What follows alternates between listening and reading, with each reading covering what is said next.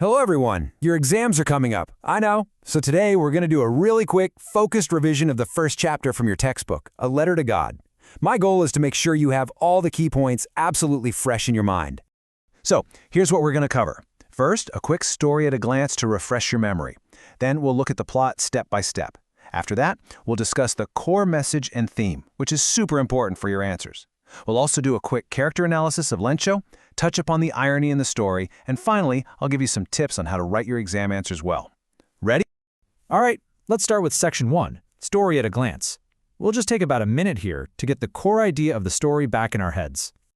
So what's the story all about in a nutshell? Well, it's about this simple farmer, Lencho. He's in big trouble because a hailstorm completely destroys his crops. But here's the thing, his faith in God is so strong that he does something you wouldn't expect. He actually writes a letter to God.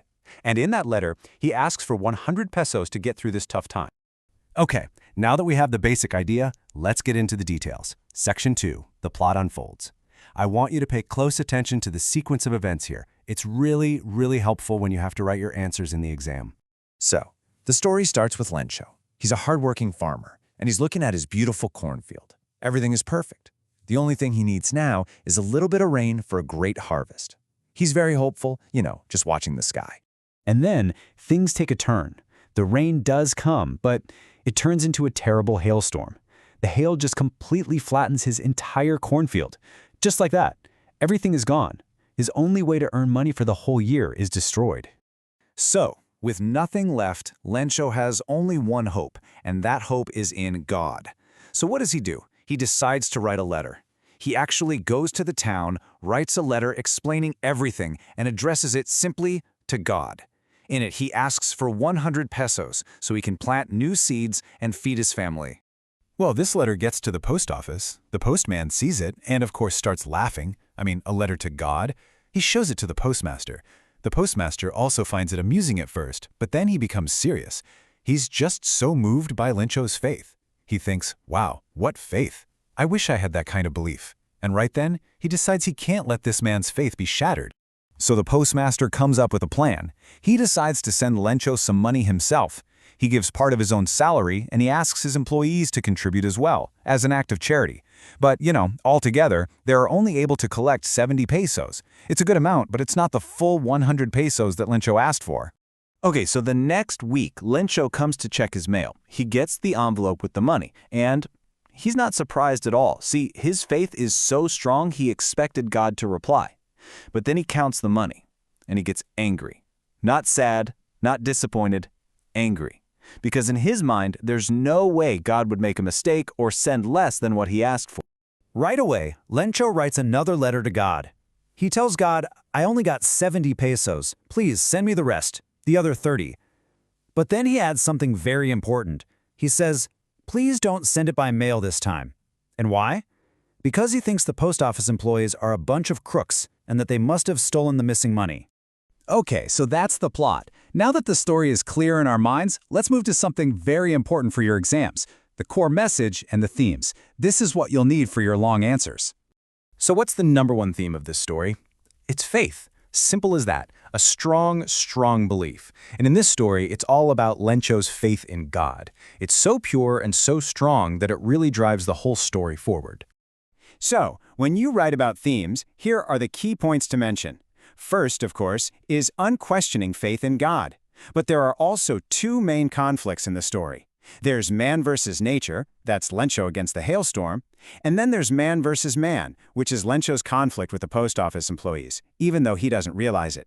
And finally, don't forget the theme of humanity and kindness, which we see in the actions of the postmaster. All right, next up, Lencho's character. You will very likely get a question on his character sketch, so let's quickly go over his main qualities. First, Lencho is very simple and naive. He thinks he can just write a letter to God and get a reply. That's pure innocence.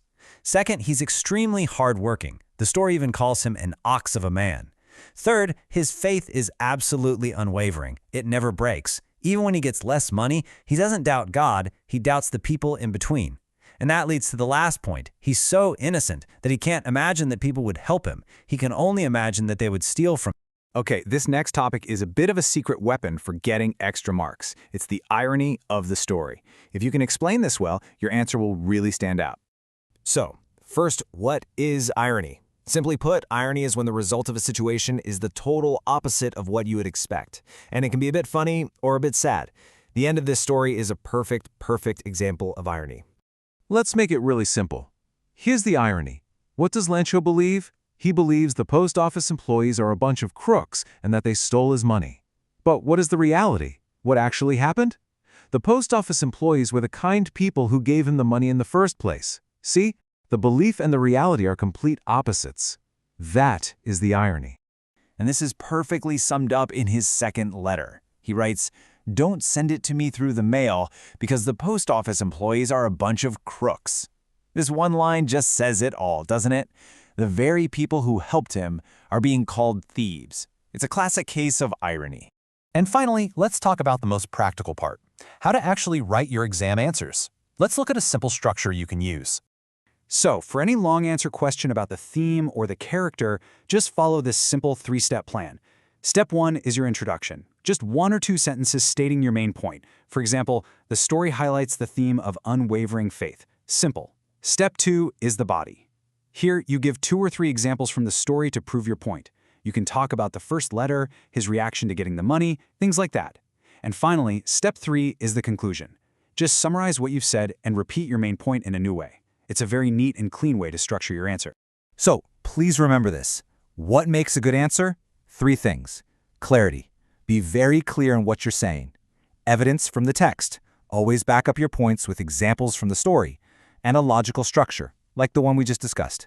If you do these 3 things, you will score well.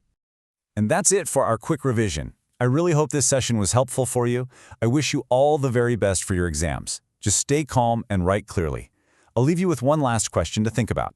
How does unwavering faith, as powerful as it is, also reveal a deep innocence about how the world works? Give that some thought. Good luck, everyone.